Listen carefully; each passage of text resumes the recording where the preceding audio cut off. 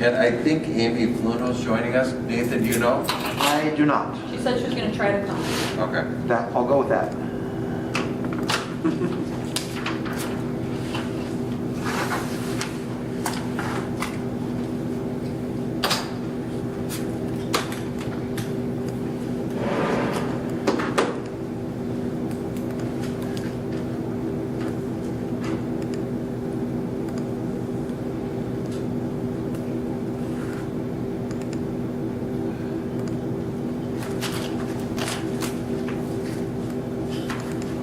Hey, this is our. But with COVID, we've been following the. Yeah, you didn't need me to read this. Well, you want me to summarize it? Yeah, because I was trying to find it when I was at work. That's so. fine. Okay.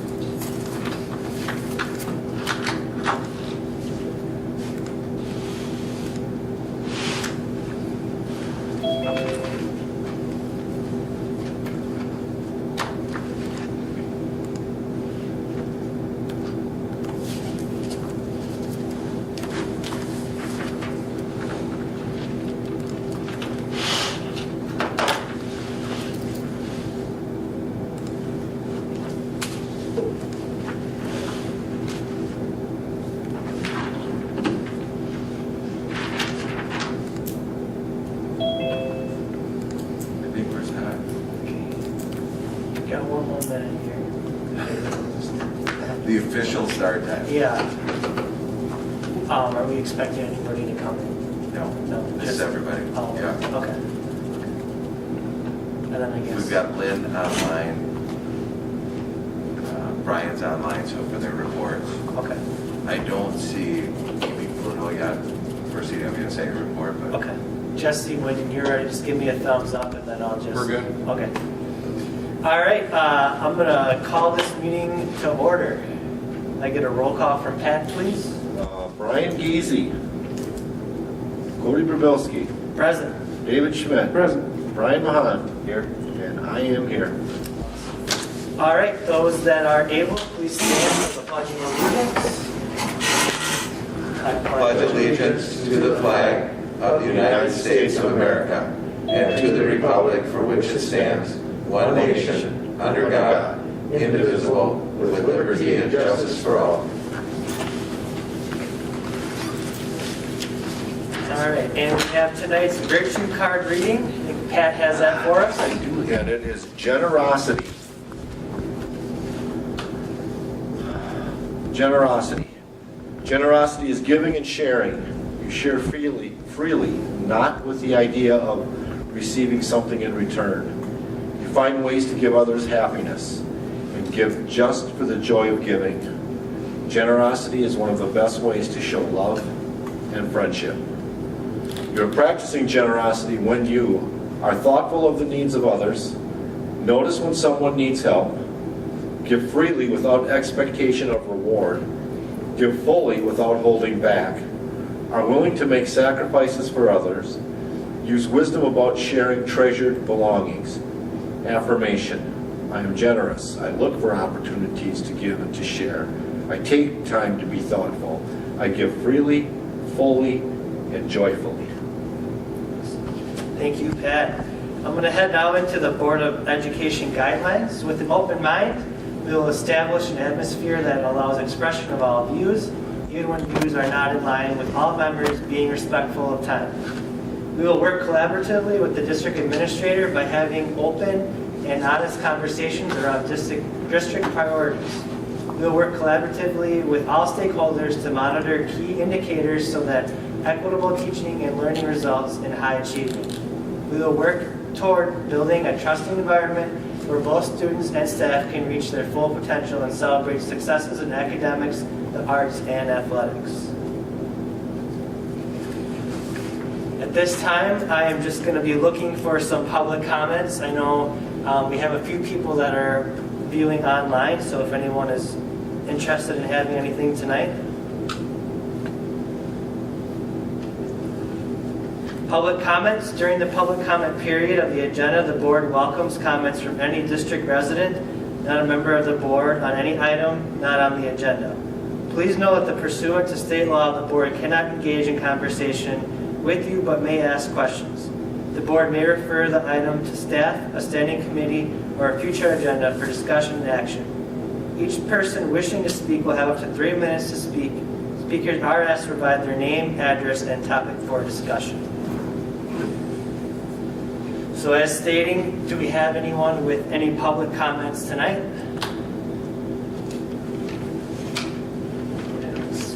Can you just check the comments just to see if anyone popped anything in there, Quinn? Sure. Nothing in the chat. Nothing? Okay, perfect.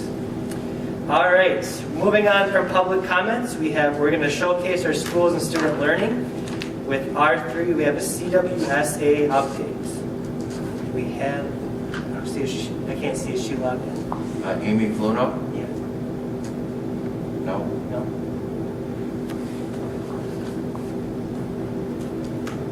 Just a quick update that I can provide in lieu of that. We are still looking for, we're in the process of reaching out, advertising and looking for a teacher, potentially second semester. The plan is that we're going to be looking for somebody, and that'll be a temporary position for second semester, and we'll see our candidates, and then we'll have it open again for the permanent position going to next school year when we have a deeper candidate pool. So working through the process of talking with various people, and that's kind of the biggest action that's coming. But at this time, the CWSA School Board is identifying, okay, what's the mission? What are the things as we're setting the people in place? What are the guidelines of what we're looking for and those type of things? So that's a lot of the focus we're doing as a board and as a administration leading up to it.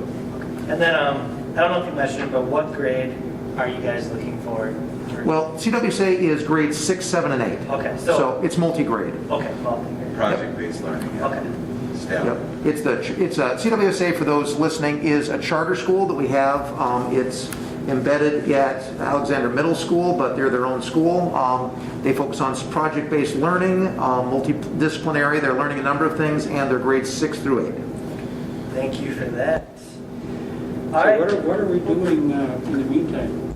In the meantime, we have Mr. Goodwin has carried on, and we have a board member, Nita Kirst, a retired teacher from the district, as well as Jeannie Peterson, who is also a retired teacher for the district and a former STEM teacher of the STEM school. And they're both in, they're generally alternating weeks or in together, or however it may be, but have some combination of the teachers who are in there. And we have missed a beat, and things are moving along quite well, and we've been very grateful for them. But one of the things is they're retired, and we like to let them be retired if it can come to that. So, In the meantime, that's some really good resources in there in the meantime. So if you know of anybody, certainly get the word out.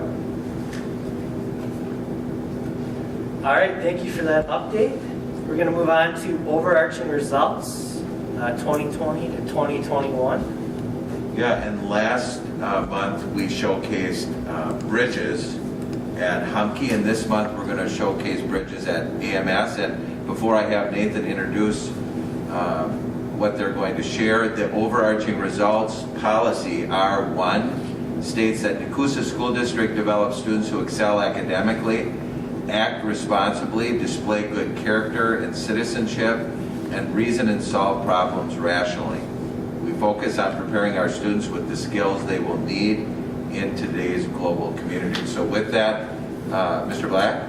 So you've heard a fair amount of bridges. We've had Heidi Hartman and Mitchell Fisher from AMS present to the board in past. You've heard from Humke, the area. We decided that we thought that you want to actually see it in action a little bit more. And so what I've got today for you is we have a video that we put together. This is from the classroom. This is interviews with both Mrs. Hartman and Mr. Fisher, as well as footage that was shot from their classrooms that we cut together. You'll notice on the Zoom that Mrs. Hartman is joining us. And so she is there to answer any questions that you may have following that. But basically, it's them. Well, I could describe it, or we could watch it. That's probably the quicker way to go. So.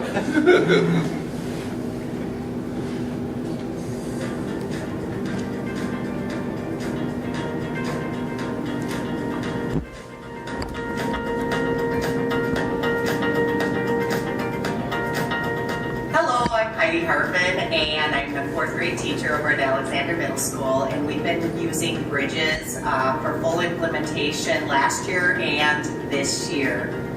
So if you were making a number line And you were putting the numbers on a number line between 5,000 and 6,000. You're saying that 5,328 would be closer to 5,000 than 6,000. Did I rephrase that correctly? You're thinking, okay, good. I'm Mitchell Fisher, and I teach 5th grade reading, writing, math, and number corner in the afternoon. To get to 30, and the last little bit, and she jumped 3. To get to 27, what did you get for the total difference? 27. 3 plus 20 plus 4 is 27. So that's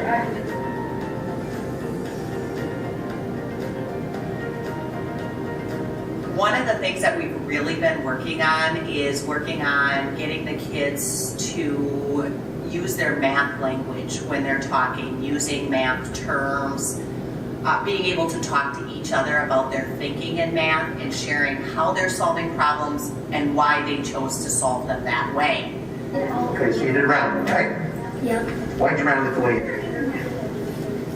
Because 850 is higher. Let's see, we'll compare it to 2. So 2, let's see, 4 and lower, it'd be the lower number. when they're working with partners, they use it, or when they're in the class, they're sharing out an answer or response, that they're using the vocabulary. So it's almost just becoming what we call it math talk. When we're in Bridges and number corner, we need to be talking about math, and that they're using vocabulary when we're talking about math. Normally when I subtract decimals, I take away the decimal to get so I got 172 from 17.2 and then 8.9. I took away the decimal first. Took away the decimal to get 89. So subtracted that to get 83 and then added the decimal. The first 2 years we were working with it, it was really hard to use because the kids did not have the background language. And with the elementary school implementing the number corner piece last year, I've noticed a difference in their math talk and being able to communicate what they're thinking and why they're thinking that in math. It's been a huge bonus to have that piece, and I can't wait for the next couple of years to see how it rolls out as the kids are using it from kindergarten on.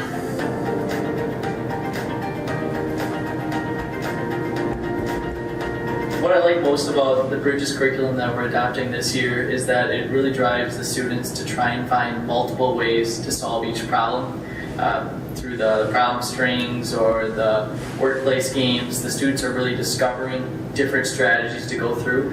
And when they find these strategies, it may not be the best fit for them, but they have all these different strategies at their disposal, so they can try each one out in a different scenario.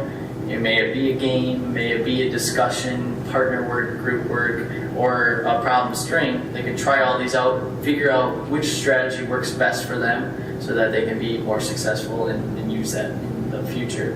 So I got 54 minus 27, so I was doing 54 minus 4, and then from 50, you would want to minus 20 to get to 30, and then you'd want to minus 3 to get to 27. And then it'll be 27 for the answer. How'd you get this one? I did just like the after that subtraction. Okay. Yeah, and then I got 27. Okay, so you've got a couple strategies, number line, up and down subtraction. Which one do you like better? Up and down subtraction. Why is that? It's easy and faster.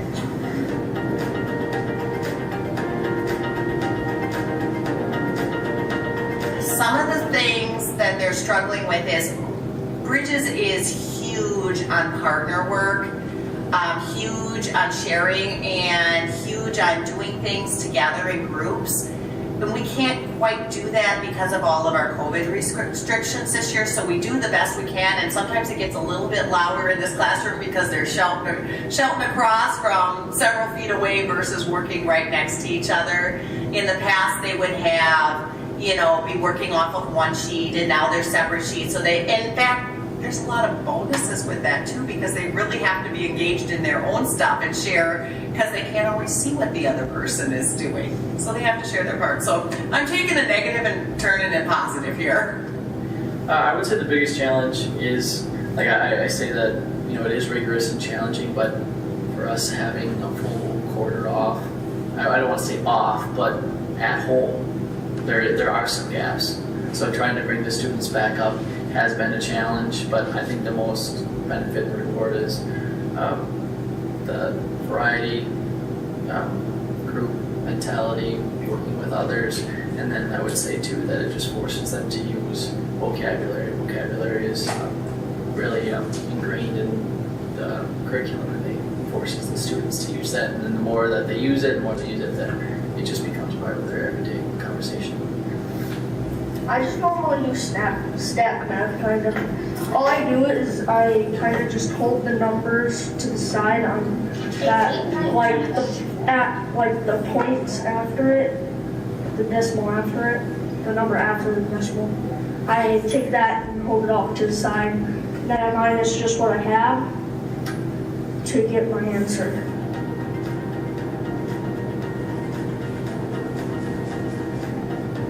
I'm just very excited that we chose this curriculum, that we're using it, and me teaching Number Corner last year, it really set us up for that, just to give me a little taste of it. But I like how Number Corner and Bridges go hand in hand. That Number Corner Bessa is the review, preview, and recovery, and you can definitely see the connections between both of the curriculums. I really enjoy seeing how the kids are growing in math and in their thinking. I feel like we are progressing further than we were a year ago in math, just due to the piece of implementing it slowly at the elementary school up to here.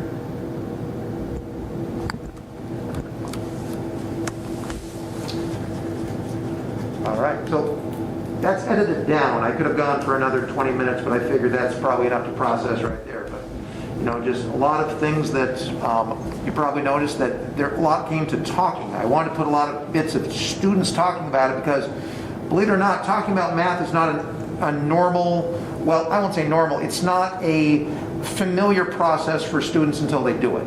And so the chance of, you can hear how fluid, and you know, some will stumble a little bit, but that's okay. They're putting those terms into words is a bit of something that takes a lot of work. And you're able to see how many of those are able to come off for that. So I've got Mrs. Hartman who is available to answer any questions, but that's, what thoughts do you have? Questions, comments, concerns?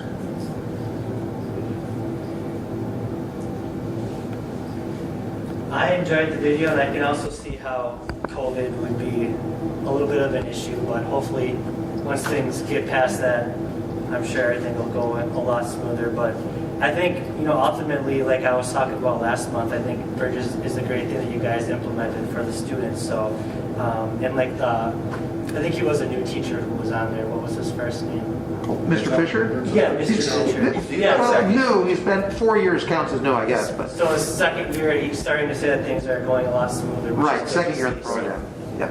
I know I can appreciate the language stuff, the teaching it, because I work with that, and I do with math and Alex a lot, and it's amazing how many kids they don't understand. You know, you mentioned to them, you know, the product or lesser than or more than or this, or, you know, and they just don't always grasp that kind of thing. If that's what they're getting, that's great. That's what you need.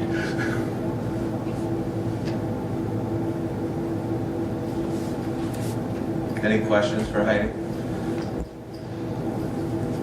And that's going to be good to see coming up to the high school here, Right. that language. Right.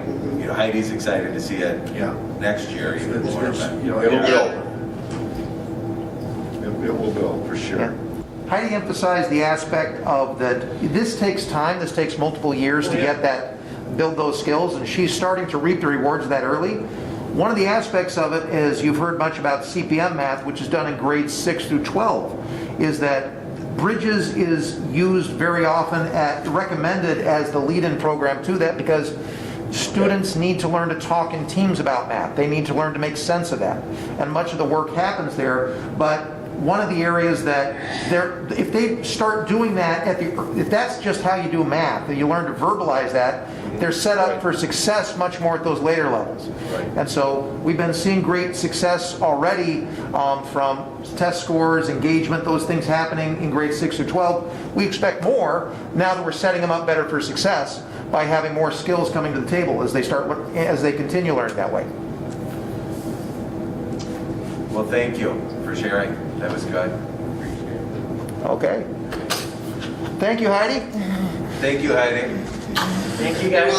Thank you guys again. And Mitchell, make sure. Oh, yes. Yeah. We'll pass along to him. All right, we're going to move on to Nathan Swenson, our student representative for the Board of Education. Nathan, how are you doing tonight? Doing well. I hope all of you are doing well. We're almost to Christmas and there's not a lot of snow on the ground, so. All right, November and December, we did quite a bit. It was a pretty big month for not only student council, but a lot of other groups in the school.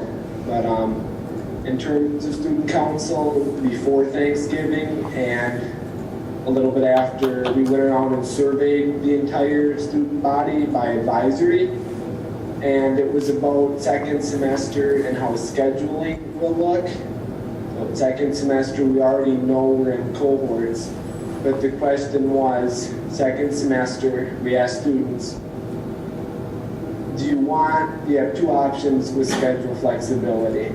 They could choose a more flexible option when scheduling for second semester, which would allow classes to be moved around easily. You could leave early, that kind of thing. It'd be fairly flexible, but going that option would guarantee that we're in cohorts all the way through the end of the year. On the other hand, the second option we asked students was you can choose less flexibility, where it's a more rigid schedule, third hour is advisory, much more like a normal structured schedule. But then if we go that route, come fourth quarter, if COVID permits it, we would be able to transfer back to a rotating 8-hour in-person class day. So the results from that were fairly one-sided. I think we surveyed just under 200, somewhere around there, and all but about 20 or so chose the more flexibility option. And I think that was probably because of leaving early. Juniors and seniors, they like to leave early. We thought those results were quite interesting, and we can use that to help plan out second semester. So next, student council did Christmas boxes for families in need in the community. We did give or take 25 families. They each had a gender of the child and the age, and every advisory in the school would pick one kid, 2, 3, however many they wanted, and bring in presents, wrap them. And the other day, Miss Boy and I and a few other students took all the presents up to her room, and those should be distributed fairly soon, I would imagine. So it was a pretty good result with that. I mean, we probably had 50 gifts or so at least. People really did well with that, and it was a good thing to help out some families. Next, blood drive. I have a date for that. March 3rd from 1 p.m. to 6 p.m. is our anticipated date for the blood drive at the high school. We coordinated with the Red Cross to figure that out, and they'll be sending us some posters and things in the next month or two. March 3rd in the upper gym at the high school is when we're planning to do that blood drive. And it's open to anybody in the community, but with COVID, the Red Cross really stresses that appointments need to be made. Not like in the past, if any of you have donated blood, they're not really going to accept walk-ons at this point, but they could if the schedule permits it.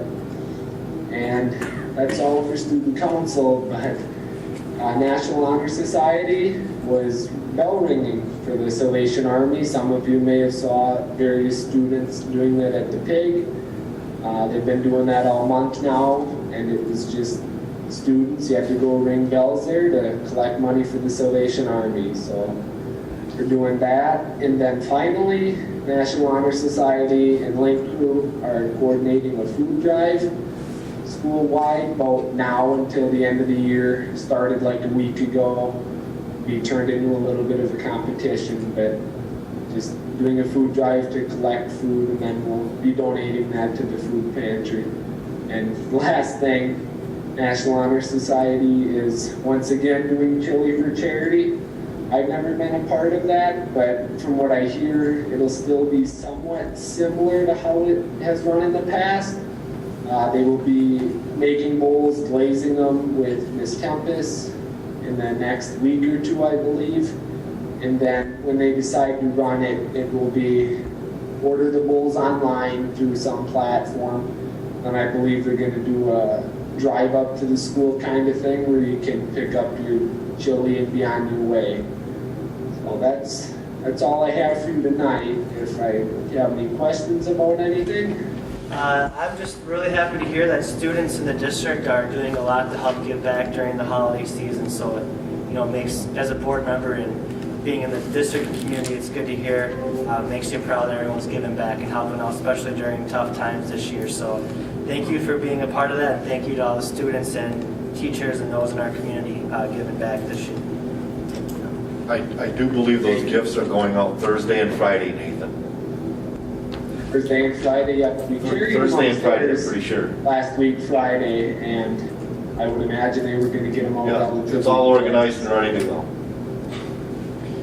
right. What was that? It's all organized and ready to go. Oh, that's good. I'm happy to see those go out. It did really well. Yep. All right, thank you, Nathan. We're going to move on now to Director of Student Services, Brian Grill. Good evening, Brian. Good evening, you guys. How are you? Good. Good. I have two quick updates for you. The first one, last month, I presented to you guys a little bit about the creation of a new metrics that we were using as a district to help determine where we are at risk level as a district. And you as a board asked that I survey staff and kind of find out where they were at with things and their understanding. We did that. Terry and I worked together and put that out. And we found out, we had continually been saying, schools are safe. Here's all this. And the new metrics hadn't been put on the website yet. So what we did a presentation to the staff via Zoom recording where we collaborated with county and shared the information from Dr. Falk and her research and how the difference between the community spread and school spread, there is a difference. Schools are a safe place. So we shared that information. County came in and talked about the importance and other aspects that we're considering in schools of whether to stay open. And then I shared the new metrics with the staff. So I believe the presentation was very well received. We did get some feedback of how it did help explain how we're deciding whether schools stay open or not.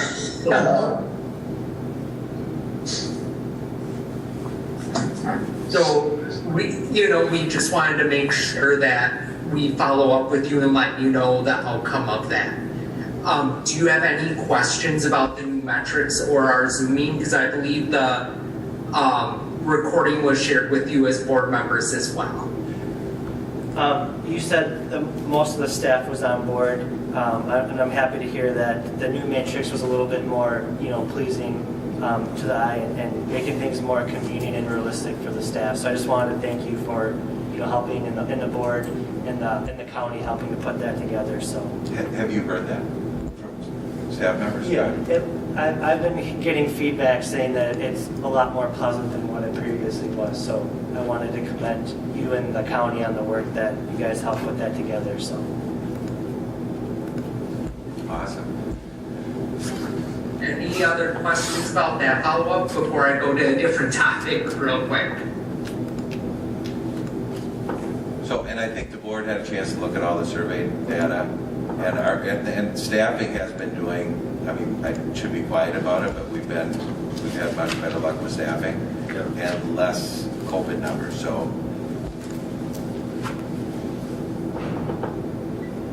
Go ahead, Brian. Thank you.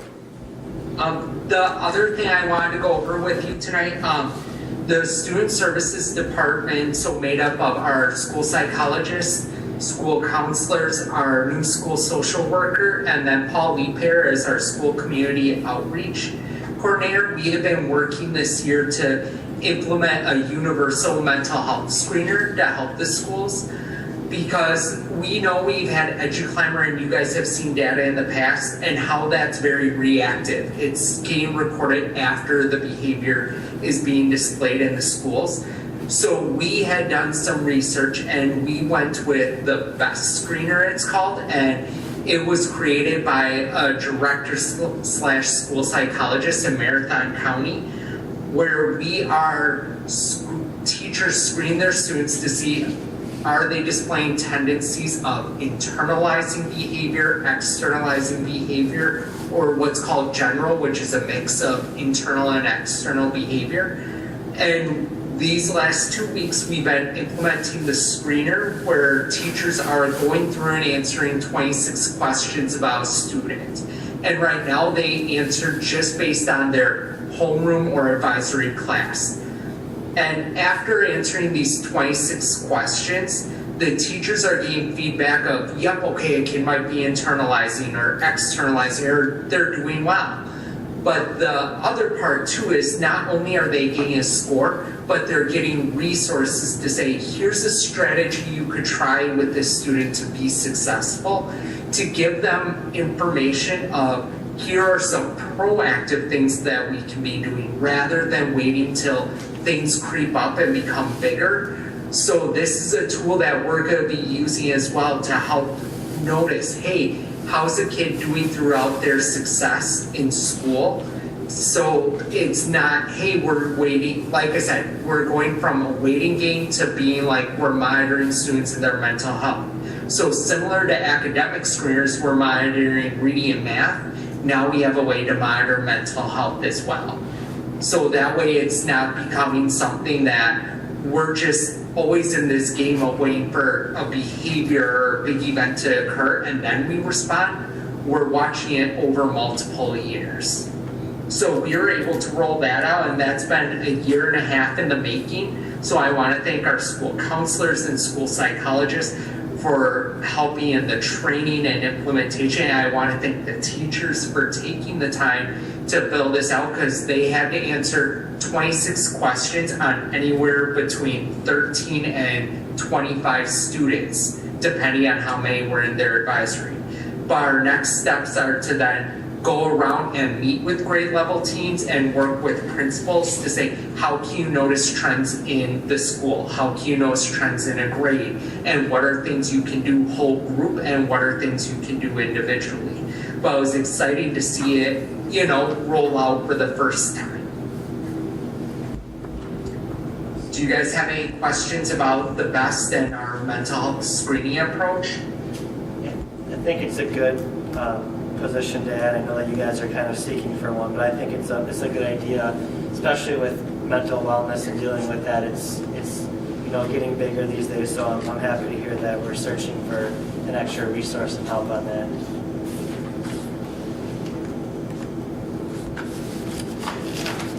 That's all I have for you guys tonight. Brian, when I shared this information with Brian Giese, he had asked if we could send out the list of questions that make up that survey.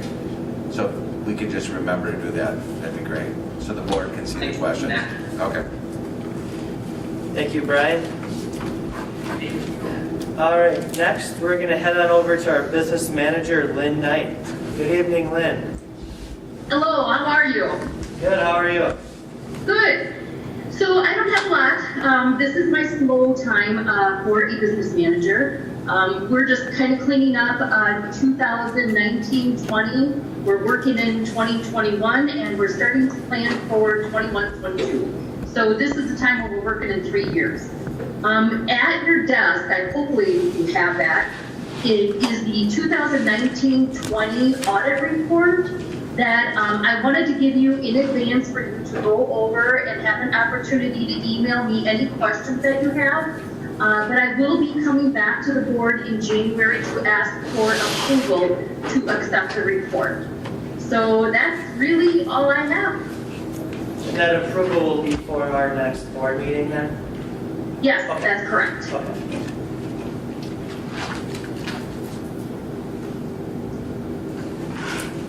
Any questions for Lynn? We will reach out to you via email then if we see anything that comes up here during looking over your pamphlet here. So it's pretty hefty.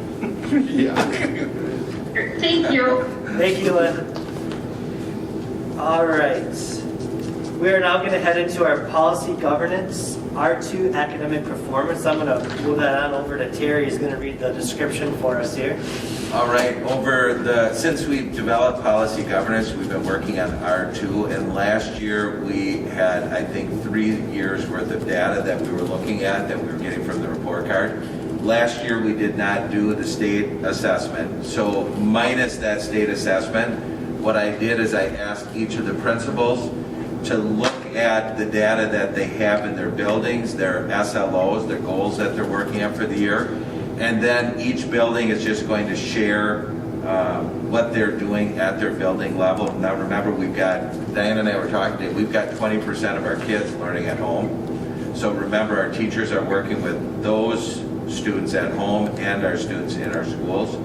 So it's a bit tricky, but we, I think, are further ahead than a lot of districts that haven't been in school yet. So we're going to start with John, and John, in the fall, he does the achievement gap reduction report, so I think he's going to probably touch on that. So we're just going to listen to and ask questions of each building as they share what they're doing to really get at R2. And so let me just read R2 real quick before we have John start. So academic performance and application, all students regardless of their race, gender, disability, and or socioeconomic status will be literate in reading, language arts, and math. All students will be able to integrate and apply the knowledge, skills, attitudes, and competencies acquired across all academic disciplines. So again, it's that work that we're doing day in, day out. You heard from Bridges, the work that they're doing in Bridges really ties back to R2, as do everything we do every day. So let's start with John, if you want to tell us what's going on at Humke. And in your packet, you have a little report as well. So go ahead, John. Thank you, Terry, and good evening, Gordon, and everyone else. Thank you for having this moment right now. And I guess to report on that information, you've heard me mention in times past how we have a data wall in which we use that information to track the learning of all the students in our building. We still do have that system. And that is directly linked to goals that we have related to our building goal, which is called our school learning objective, and we also tie that to each one of our PLCs, grade level teams, have a learning objective related to that. And so we're continuing to use that same process where teachers come in, they meet at the data wall, they follow a protocol and a process to analyze where students are at, they learn from each other, and they use that information to drive future instruction. So that's all in place, and we continue to use it. That's really nothing new. And the challenge, as Terry said, is we do have about 18 to 20% of our kids who are virtual, so we really don't have a data wall card on them, which is a challenge. One of the things I mentioned earlier this year that's also a challenge is we've looked at September to September analysis this past fall and where kids were. There was a higher percentage of kids who were in that emerging and developing section on our data wall, and that was something that we noticed. And so that's something we're working through, and the teachers worked really hard to collect information and use that information now, and they're acting on that. So that's a little bit about the process and what we're doing, and how it's still really nothing new, but it's tied to our building work, and that's where we're at right now. So with that, I'd be happy to answer any questions. John, could you just talk a little bit about what's on? So every student at Humke has their name on a card. And what are the different levels that a student can be at? Good question. We have emerging, developing, meeting, or exceeding. So each one of those kids are put in that process. The teachers have a process by which they collect assessments, data on that. It's not just one form of assessment, but it's all, this is just literacy at this point right now. So what happens is they collect information about a child's learning and literacy, and they use that to really triangulate where their kid is at, so they can make, where their student is at, so they can make a decision on what future instruction they have to move toward. So John, do you have, okay, so you've got a card for each kid that's in the school, right? Yes. Okay. Do you have a card from last year for the kids that are doing virtual? Yes. In fact, what we do is, because this is our, I think it's our 4th year doing the data walk, because this is my 5th year here. So what we do is we keep taking that card and we just staple it to the one from last year. So the kids who are at the date, even if they move, we take their card, we put it in a folder, because sometimes those kids move back, and so we bring that card back out and we use that information to help serve that kid better. And then we also, right now, the kids who are at Hunky Virtual, we take their card, and it's essentially sitting in a 3x5 card bin. And so we're anticipating them coming back, if not later. That's all. I was just wondering if you were keeping track of them. Okay, thank you. Yep. Okay. Anything else for John? Let's move to the middle school. All right, so each of these, the R2 basically gives you accountability, looks back at the previous year's numbers. Now, as stated, we don't have any state numbers to fall back on because those got eliminated, and we don't have any end of year numbers as the same. However, what I decided to do to get a comparable is to look at, we did have beginning of the year to mid-year. Now, really what that is that's about a 3-month area. We test generally first part of September, and we usually test right after we get off Christmas break, sometime in January. So it can be anywhere from 3 to 3.5 months, but it really falls right about that area. So normally we don't spend a lot of time looking at that mid-year because we care more about the end of the year, but when the mid-year is the last thing we have, that's where we're looking for growth. And I was looking at beginning of the year to mid-year over multiple years, and the patterns that we see are pretty common. And so one of the things and I have the data that I put in front of you is form a number of charts. I'd have to say in about half the cases, if the big chart that I came with you is like there's a green versus red. The green shows all the percentage of students who are the 50th percentile nationally or higher versus the others who are 50th percentile or lower. And so on about half those charts, that was more or less flat from September to January. Now, over 3 months, that doesn't necessarily move a lot. How in the other half of the charts, we actually saw quite a bit of growth. And now, some cases you'll get quite a bit of growth in the first part of the year, and you won't get a lot at the end part of the year. So that's how it falls sometimes. But now, one of the things, if you take a look down, I provide 2 types of charts, the red-green ones plus multicolors. Instead of just looking at 2, I was looking at 6 different bands. Because what I was really interested in saying is, okay, what growth is happening? If somebody is moving up into the higher orders, where do they come from? Or do we have more people who are falling back into lower percentages? Do we have people more in the higher? Pretty much across the board, one of the things that was exciting to me as I looked at this is we saw our strongest growth among students who are in the higher areas. We saw more students scoring advanced. We saw even among cases where students where it looked like it was flat between the green and red, in many cases we were having the ones who were already in green were going up to a higher level of green. And in most cases, and across the board, we did see more people moving. So I know one of the questions of the board is a concern is where is the growth happening? Is it happening just among one group of students, or is it among others? And we were able to consistently see it among growth across the area. And basically that just means that we've got a challenging curriculum. They're going there.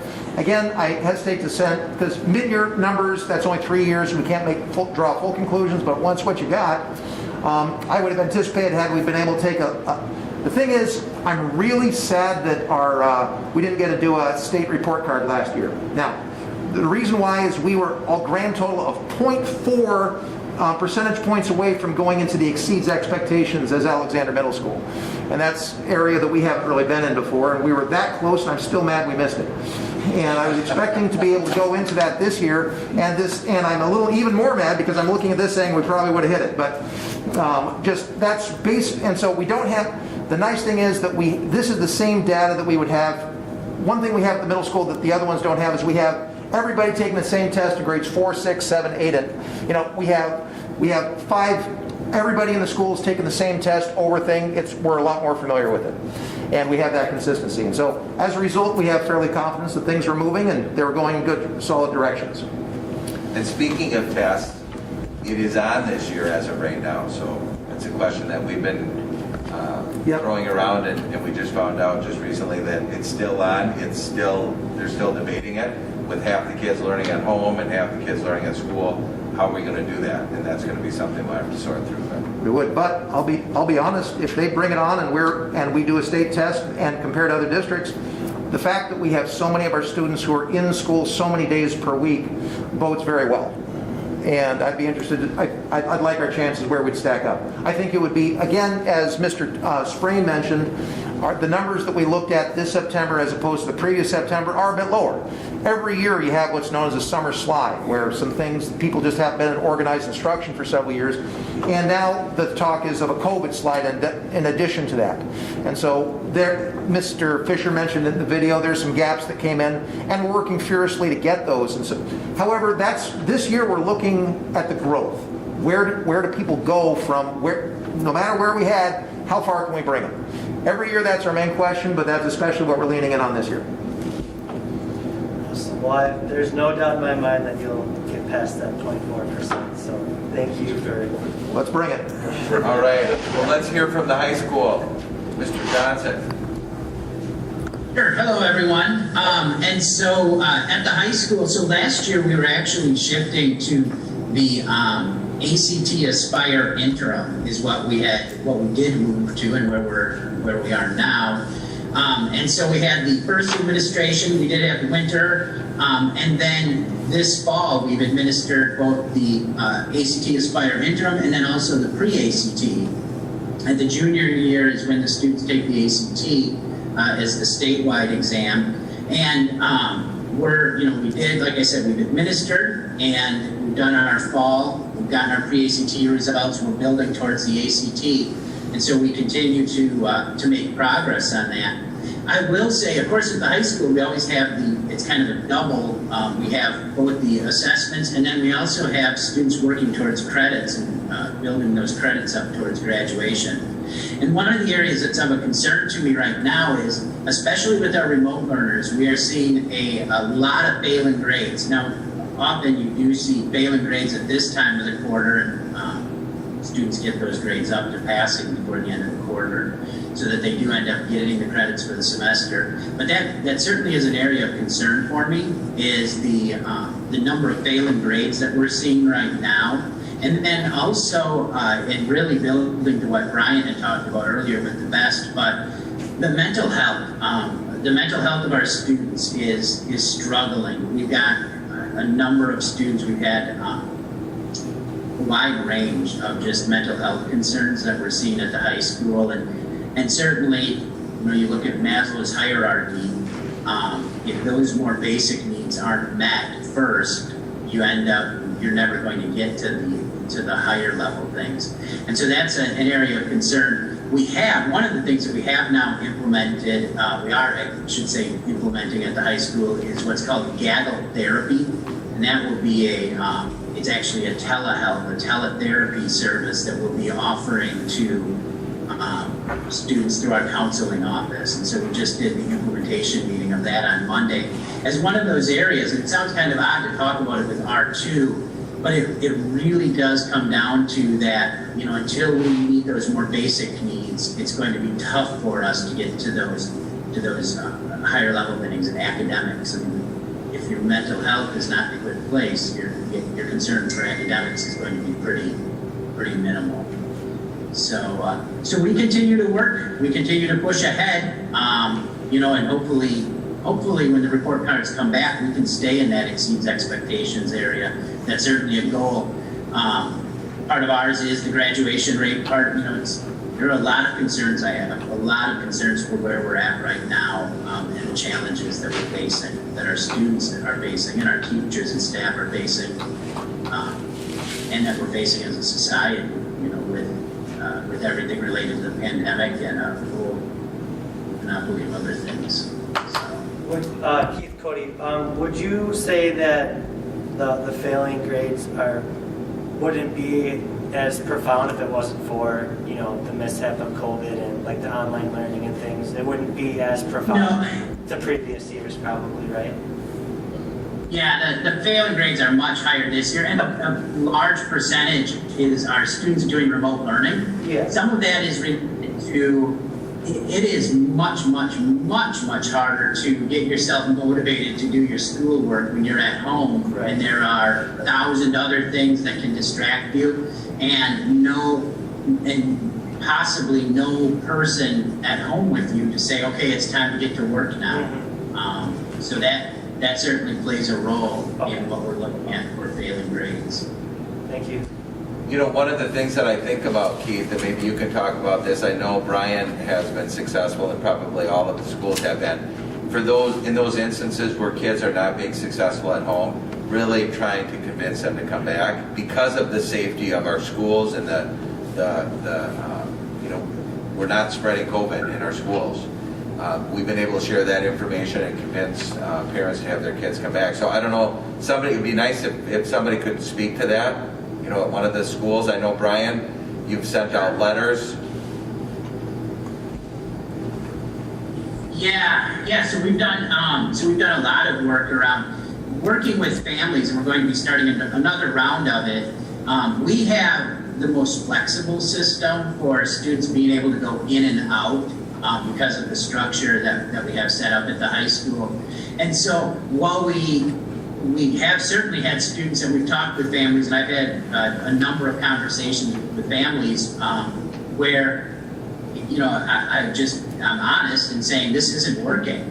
I'm not going to tell you that you have to bring your child back, because in the situation we're in right now with COVID, I wouldn't want to put someone in that position. But being very straightforward in talking about how this isn't working, and again, going back to at the high school, we have that advantage that the grades mean something. Those credits are very important for graduation, obviously.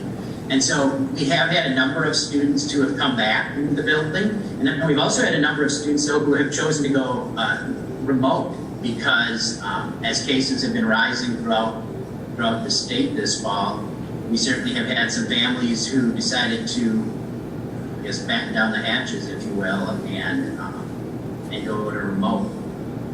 And we've also had, we also have some people, I guess I would say, who are playing a bit of a game with it and going remote, who maybe don't have COVID concerns, but they tell me they have COVID concerns, and of course I can't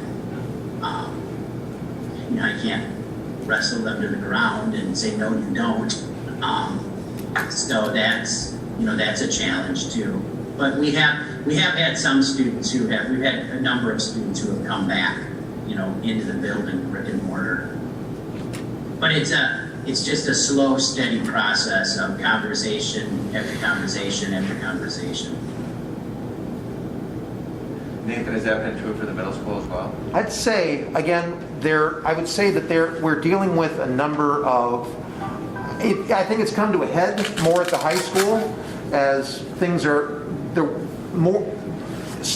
parents gradually release more responsibility the older they get. And I'd have to say those mental health concerns I see much more among 8th graders than I do among 4th graders. However, they're still there. And just those same processes is that we're positioning ourselves to support parents wherever they are. However, at the middle school, we can't have them move in and out between our models as fluidly as the high school. That's just one of the natures of where we're at. And so I'd have to say that on a day in, day out, we certainly have our group that is failing, and we're trying to talk with them about how can we bring you back in. We have several who are being successful, and it's a mixed bag that we can't draw any conclusions and just do our best to support every bit we hear. But the mental health concern is real. Was on the phone with a parent today who a student is becoming, just going to a hospital to sort of work through mental health concerns. And these things are happening throughout the grade levels. And that's the nature of where we're at right now. So it's a matter of how can we, it's really underscored to me how important education is to all families. Because, education is what a lot of people hang their hope on for I can get better and I can whatever else. And when people don't see themselves successful at it, sometimes the hope moves. And they deal with a lot of those struggles. And we're doing everything we can, try to get some idea in touch, but it's just at a certain point, the frustrating thing is you don't know what you don't know because you're not in touch with the people who are that far out.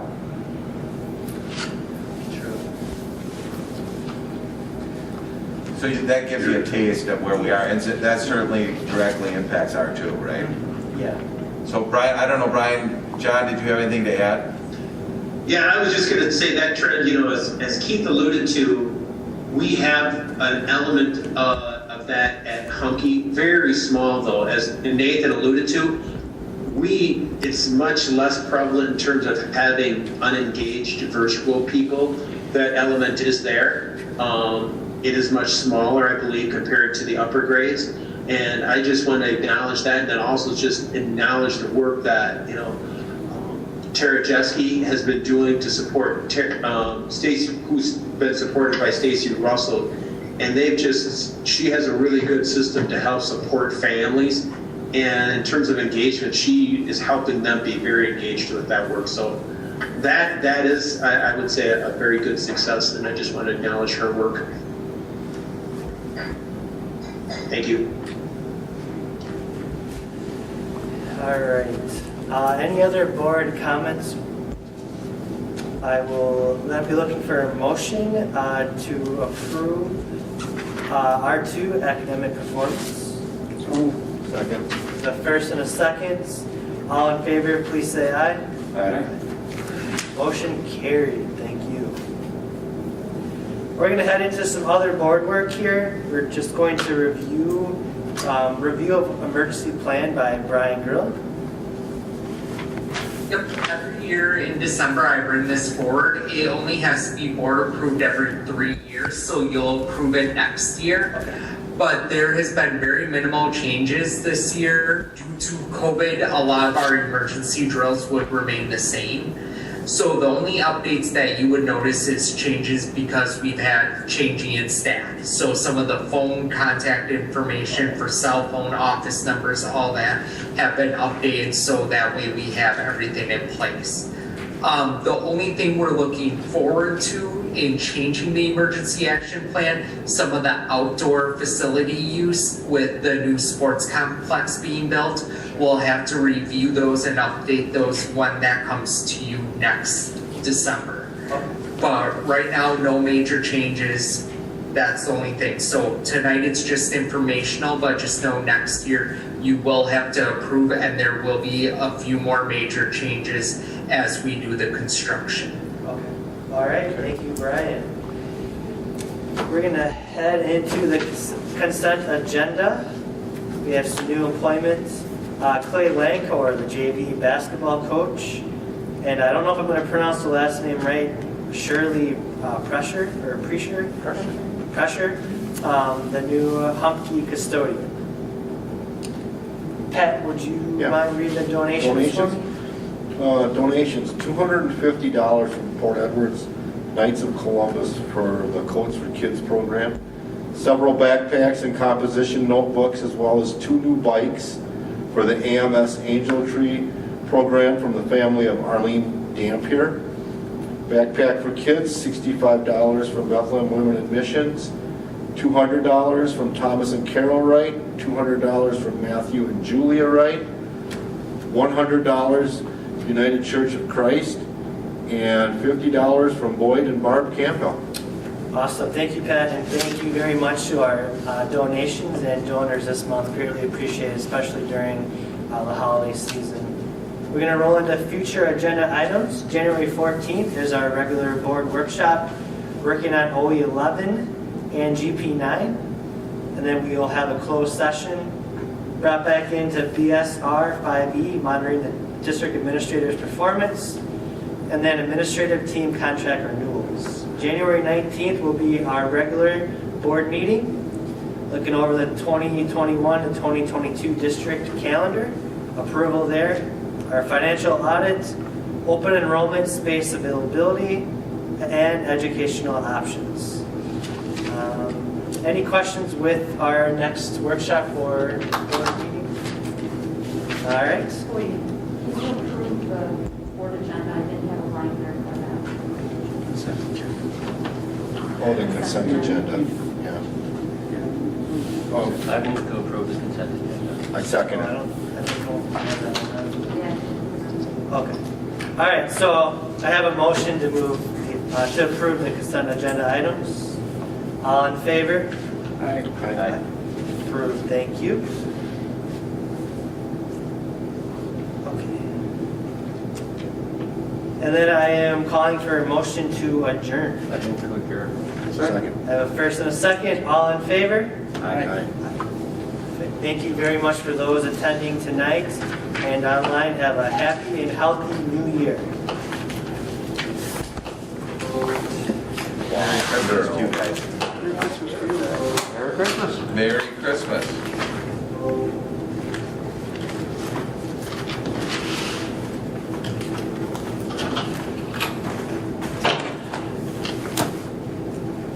Look at that, less than an hour. 7:29.